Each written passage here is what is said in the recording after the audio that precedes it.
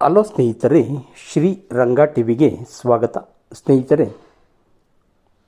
ಈ ದಿನ ನಾವು ರಾವಣನು ಬಲಿಚಕ್ರವರ್ತಿಯನ್ನು ಗೆಲ್ಲಲು ಪಾತಾಳಕ್ಕೆ ಹೋದ ಘಟನೆಯ ಬಗ್ಗೆ ವಿವರಿಸುತ್ತಿದ್ದೇನೆ. ರಾವಣನು ಸಹಸ್ರಾರ್ಜುನ ಮತ್ತು ವಾಲಿ ಇವರಿಂದ ಸೋತು ಲಂಕೆಗೆ ಬಂದು ತಲುಪಿದರೂ ಅವನಲ್ಲಿನ ಯುದ್ಧ ಮಾಡುವ ಆಸೆ ಕಡಿಮೆ ಆಗಿರಲಿಲ್ಲ. ಬಲಿಚಕ್ರವರ್ತಿಯು ರಾಕ್ಷಸರ ಅಧಿಪತಿ ಎಂದು ತಿಳಿದೂ ಸಹ ಗೆಲ್ಲುವ ಆಸೆಯಿಂದ ಪಾತಾಳಕ್ಕೆ ಹೊರಟನು. ಬಲಿಚಕ್ರವರ್ತಿಯ ಮನೆಯ ಮುಂದೆ ನಿಂತು ಅರಮನೆಯ ಪ್ರವೇಶದ ಬಾಗಿಲೆಲ್ಲಿದೆ ಎಂದು ತಿಳಿದು ಬರಲು ಮಂತ್ರಿಯಾದ ಪ್ರಹಸ್ತನನ್ನು ಕಳಿಸಿದನು. 6 ಬಾಗಿಲುಗಳನ್ನು ದಾಟಿ ಹೋದರೂ ಯಾರೂ ಕಾವಲುಗಾರರು ಇಲ್ಲದಿರುವುದನ್ನು ಕಂಡನು. ಆದರೆ 7ನೇ ಬಾಗಿಲಿನಲ್ಲಿ ನಿಂತಿರುವ ರೇಷ್ಮೆ ವಸ್ತ್ರ ಧರಿಸಿದ ಶಂಖ ಚಕ್ರ ಗದಾಧಾರಿಯಾದ ವ್ಯಕ್ತಿಯನ್ನು ನೋಡಿದಾಗ ಪ್ರಹಸ್ತನಿಗೆ ಭೀತಿ ಉಂಟಾಯಿತು.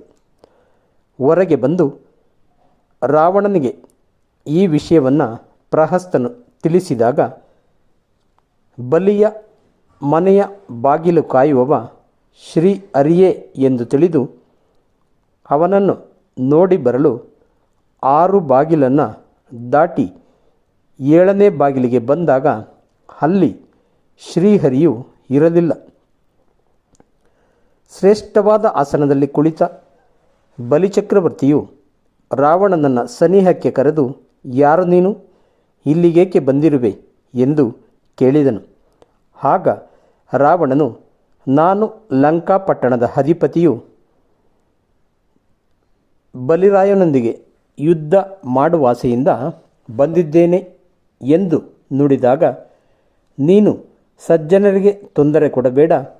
ಈ ಅರಮನೆಯ ಬಾಗಿಲಲ್ಲಿ ಶ್ರೀಹರಿಯಿದ್ದು ಸದಾ ರಕ್ಷಿಸುತ್ತಿದ್ದಾನೆ. ನಿನ್ನನ್ನು ಪುಲಸ್ತ್ಯ ವಂಶದವನೆಂದು ಬಿಡುತ್ತಿದ್ದೇನೆ ಎಂದು ರಾವಣನನ್ನು ಕಳಿಸಿದನು.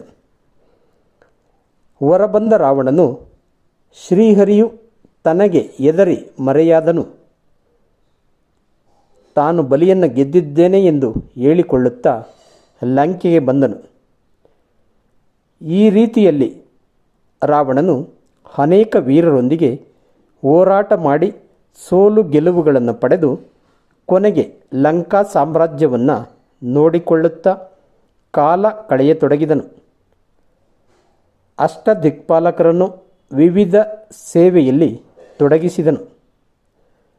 ರಾವಣನಿಗೆ ಮೊದಲಿಗೆ ದೇವೇಂದ್ರ, ಯಮ, ವರುಣ, ಕುಬೇರ ಇವರೊಂದಿಗೆ ನಡೆದ ಯುದ್ಧದಲ್ಲಿ ಜಯ ಲಭಿಸಿತು. ಆದರೆ ಕಾರ್ತವೀರ್ಯಾರ್ಜುನ, ವಾಲಿ ಮತ್ತು ಬಲಿ ಮಹಾರಾಜರ ವಿಷಯ ಬಂದಾಗ ರಾವಣನು ಬಲಶಾಲಿ ಎನ್ನುವುದನ್ನೇ ಮರೆಯುವಂತಾಯಿತು. ರಾವಣನು ಲಂಕೆಯಲ್ಲಿ ಸಕಲ ರಾಕ್ಷಸರಿಗೆ ಆಶ್ರಯವನ್ನು ಕೊಟ್ಟು ರಕ್ಷಿಸಿದನು. ರಾವಣನ ಬಾಧೆಯಿಂದ ತೊಂದರೆಗೀಡಾದ ದೇವತೆಗಳು ಶ್ರೀಹರಿಯನ್ನು ರಕ್ಷಿಸು ಎಂದು ಪ್ರಾರ್ಥಿಸಿದರು. ಧನ್ಯವಾದಗಳು ಸ್ನೇಹಿತರೆ, ಈ ದಿನ ರಾವಣನು ಬಲಿಚಕ್ರವರ್ತಿಯನ್ನು ಗೆಲ್ಲಲು ಪಾತಾಳಕ್ಕೆ ಹೋದ ಘಟನೆಯ ಬಗ್ಗೆ ತಿಳಿದುಕೊಂಡಿದ್ದೇವೆ. ಸ್ನೇಹಿತರೆ, ನಮ್ಮ ಶ್ರೀ ರಂಗ ಟಿವಿ ಚಾನಲನ್ನು ದಯವಿಟ್ಟು ಸಬ್ಸ್ಕ್ರೈಬ್ ಮಾಡಿ. ಜೈ ಹಿಂದ್, ಜೈ ಕರ್ನಾಟಕ.